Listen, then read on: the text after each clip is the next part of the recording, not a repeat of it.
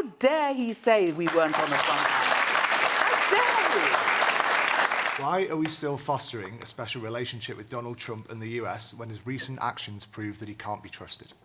Well, it's been pretty lively this week, hasn't it, with Donald Trump? Greg, I'm going to come to you first, because I think you probably have a greater understanding, or certainly sympathy with Donald Trump's position. You know, we've had a week where he's threatened to take over Greenland, he's threatened to impose tariffs, he's insulted NATO allies. I just want to tell you about something he's also said this evening about NATO allies in an interview with Fox News. He talked about NATO not coming to help the United States if it needed them. And he said, we've never needed them. They say they sent some troops to Afghanistan and this or that. And they did. They stayed a little back, a little off the front lines. What do you make of that? Yeah, it's a mistake. And look, the president is very unfiltered and often doesn't have his facts perfectly lined up. We all know that not only was the UK fighting alongside of us in both of those wars, but so was Denmark. And so, in fact, the percentage of casualties for Denmark was as high as the United States. So, look, it was a mistake. He's very unfiltered. But to the question, of course he can be trusted. I think the president wants a stronger NATO. And in many respects, alongside the Russia-Ukraine conflict, that I think inspired the Europeans to step it up. But he's been very critical. So was Barack Obama, for that matter.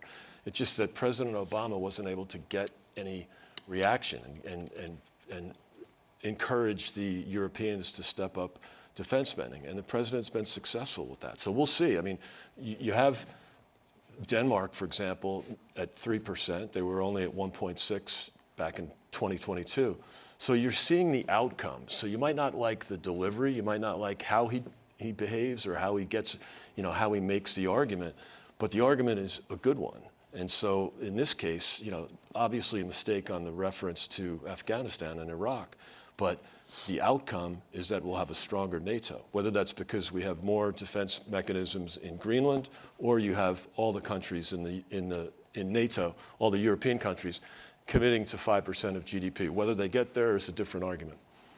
Emily, what do you make of that comment by Donald Trump? It's not a mistake. It's not a mistake. It's so much more than a mistake. It's an absolute insult. It's an insult to 457 families who lost someone in Afghanistan. How dare he say we weren't on the front line? How dare he?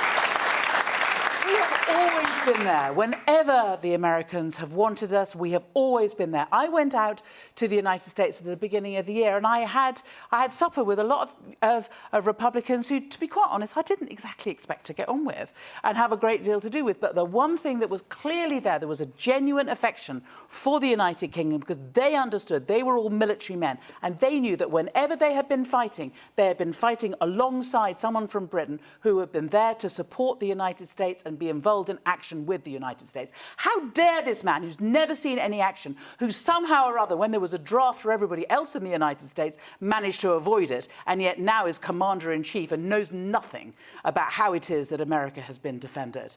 I mean, seriously, it's an absolute insult. We have had a very shocking few days.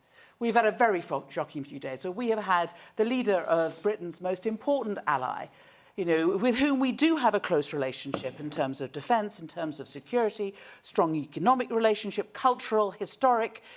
America's our friends. But we have had a leader of that country who has behaved in a way which is bullying, which is rude, which has been deliberately trying to undermine us, which has been trying to undermine NATO. And you wonder, where does this end? It's as if he has no anchor. It's as if he has no off button. And what we have done, fortunately, and I'm really proud that we have, is we have linked arms with our other friends and nations, and we have said no. Enough, Donald Trump. No more of this. You are not getting Greenland. You are not introducing tariffs. You are not going to be involved in military action. You are not going to breach international law. This is the line. Do not cross it. Yeah, I'm not sure that he will react to those threats or whatever you want to describe them as, but... We don't threaten. We're just saying no. Yeah, okay. But do you think NATO will be stronger because of Donald Trump? And I think the answer is yes. No, I don't think, Donald. I don't think that NATO is being stronger, because I think the idea of the most important member of NATO saying that it's going to take on NATO and is going to invade one of the NATO countries undermines us.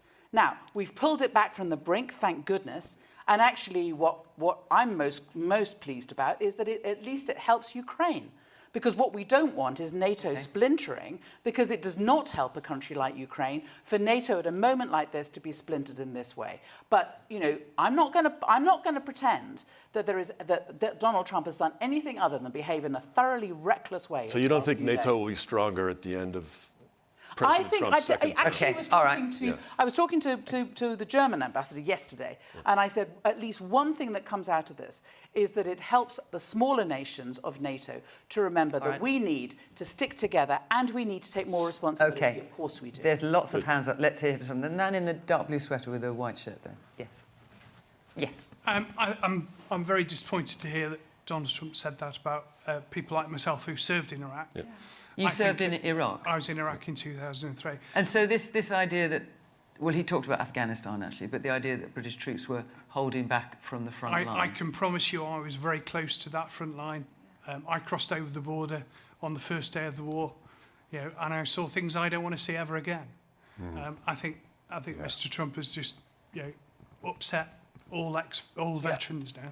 I'm so sorry. Okay, thank you. Yes, man here in the front in the middle. Trump is wrong about this, but he's not wrong about NATO underspend. It's a simple fact. He warned about it in his previous tenure. We had the Bundeswehr and certain NATO exercises wielding brooms instead of machine guns. He warned about Angela Merkel's closing relationship with Putin and over-reliance on Russia for energy, which undermined European security. And the truth is, no matter what you say about him, he is getting NATO to uphold their commitments to their 2% spend. We're in a more dangerous world with Russia and China. We have to arm, and we need to start taking the threat seriously. And Trump is getting that. Okay. Harry, you asked the question. Let's hear what you've got to say on it. My only worry is that say that NATO gets stronger, but is threatening other NATO countries with tariffs, with the way he's going about it, even if NATO's stronger as a result, the means aren't worth the end. We shouldn't have one NATO country threatening another NATO country. Exactly. Okay. Greg, I'll come back to you on that. Yes, man in the middle at the very back. Yeah.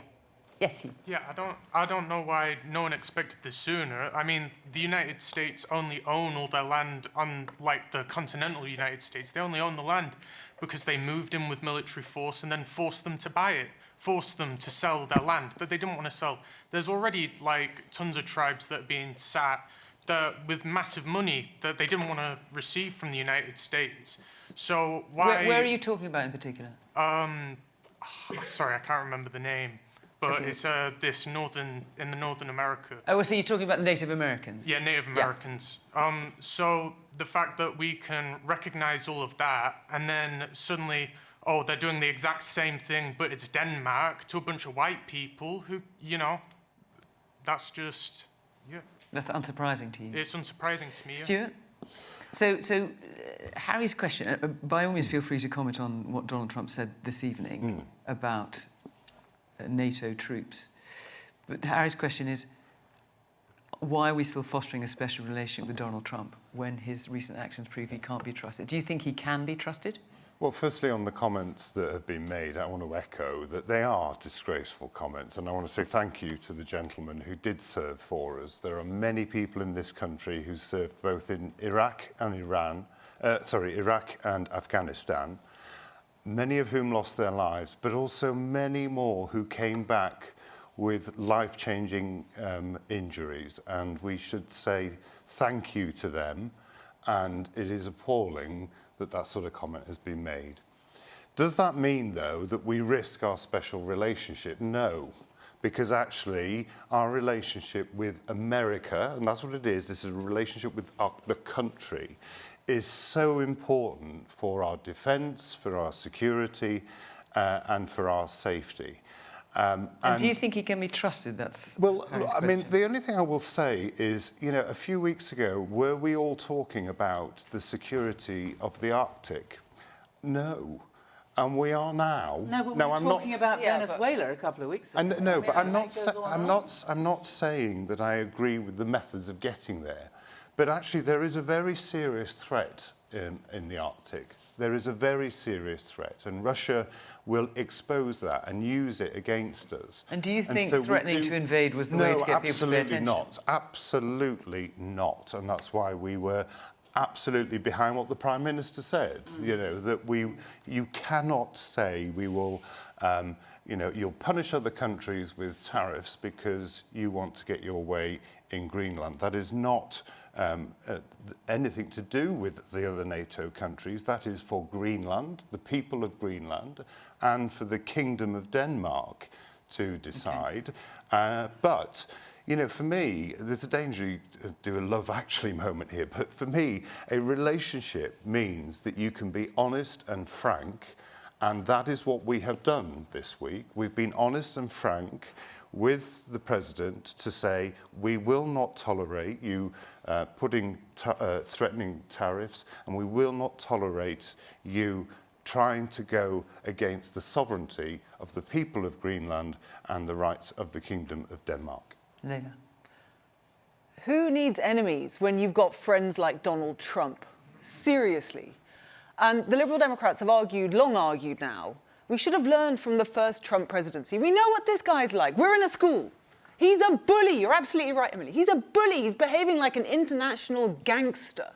And they only understand strength. They only understand if you aren't strong enough to stand up to them on your own, you get your friends around you and you do it all together. And I think what this has shown us is that the kowtowing, the kissing of the hand that we've seen, and it has been so difficult to watch Keir Starmer and David Lammy go out there and be best pals and fishing with Vance and all of that. And I understand it was hard to see, but they were making an argument for it. We said, this is going to backfire. They don't care.